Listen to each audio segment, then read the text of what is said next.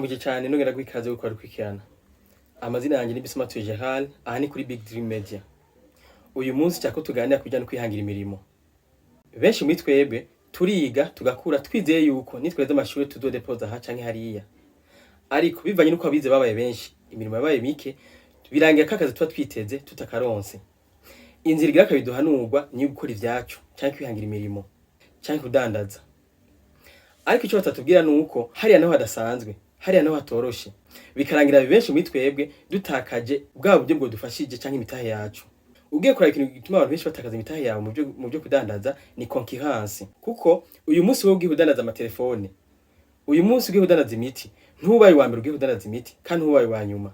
Ugiye kudandaza ibintu abandi badandaza kuva kera, basanzwe badandaza, abandi bafite imitahe minini ya cyane gusumba wewe, bafise abakiriya benshi gusumba wewe. Kubw'ivyo usanga bitoroshe cyane kugira ngo udandaze gusumbabo canke ukore neza gusumbabo mu gihe bafise uburambe bwo gusumba. Uyu munsi muri no video ngiye kubwira ubuhinga bushaka kuri butanu canke strategies 5 wokoresha kugira ngo unyengetere mu isoko nawe uronka abakiriya canke udandaze worohewe nkuko abandi bariko babikora. Ni muri bushaka kuno video ndagutumiye fira kuri sabone hamwe na kamitsi k'inkeri kugira ngo muronka video yacu imisi tuyashizeko. Strategy canke ubuhinga bwa mbere wokoresha mu isoko ni ico bita price penetration, ukorora ibiciro. Ubu buhinga aha wewe objective yabwo sukuronka inyungu nyinshi. No kuvuga wewe wiha amezi 2 canke 3 yo gukora, objective yawe si yo kuronka inyungu canke amahera menshi, ahubwo no kuganya abakiriya gusa. Ariko habisaba kwitonda gukebuka kuko bisaba yuko utegura umutaho kwiye canke ukarondera ahantu worangura ibintu bizimbutse. Wibuke abakiriya benshi cyane abini wacu muri Afrika bisunga cyane ibiciro gusumba uko bisunga karite. Niyo mpamvu iyo baje kuri boutique yawe canke kuri magaze yawe ikintu cyambere bakubaza ni igiciro, ntibakubaza aho cyakorewe canke karite yacu. Kubw'ivyo ukoresheje ubuhinga bwo gukorora ibiciro birashaka korohera kuronka abakiriya n'ingoga gusumba uko wokushaka kwiciro bimwe n'abandi basanga bafite abakiriya bonga bafite n'uburambe. Ubuhinga bwira kabiri canke strategy gira kabiri no gutahura ubushobozi bwabo muri gukora ibintu bimwe canke faiblesse yabo, intege nke zabo. No kuvuga ushobora kuba mudandaza ibintu bimwe ariko we akaba yakira neza abakiriya, ariko we akaba agira ico bita delivery, uguze ikintu akagishikana muhiri wawe canke kibanzi wawe. Ibyo bikaba impamvu ituma abakiriya bamuhurumbira. Ariko kandi ashobora kuba kuri ibyo byose mu ntege nke ziwe naho ugasanga yakira abantu nabi, ico bita poor care customer.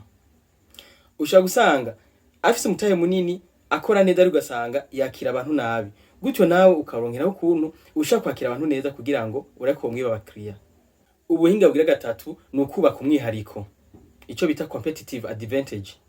Nukuraba abantu mudandaza ibintu bimwe ukagira umwihariko wewe w'ibintu udandaza kugira ngo abakiriya baje barunda ico kintu bagisanga iwawe honyene. Ubuhinga bwira kane ushaka gukoresha canke strategy gira kane no kugira promotion. Akamaro ka promotion no gusohora ibintu byinshi cyane ku mwanya muto. Ariko promotion ntuva uko ikoze, utazagira ico bisunze. Akarorero ushaka kubona nk'igihe cy'umusi mukuru wo kwikukira, ukacuvuga ati muri iki gihe cy'umusi mukuru wo kwikukira tuzogabanura ibiciro muri ubu buryo. Canke mu gihe cy'umusi mukuru w'abakenyezi ukavuga ati kuri no musi mukuru w'abakenyezi tuzotanga promotion ku bakiriya bacu. Ibyo nabyo bishobora gutuma abakiriya baguhurumbira, gutyo ukagwiza abakiriya mu mwanya muto.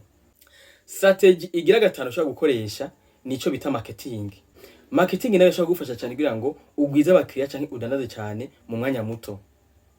Abantu benshi baravyirengagiza ariko ni ibintu nkenerwa cyane.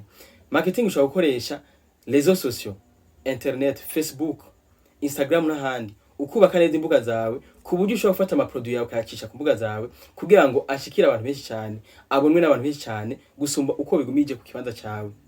Uburyo bwa kabiri bwa marketing ni kugira affiliate marketing.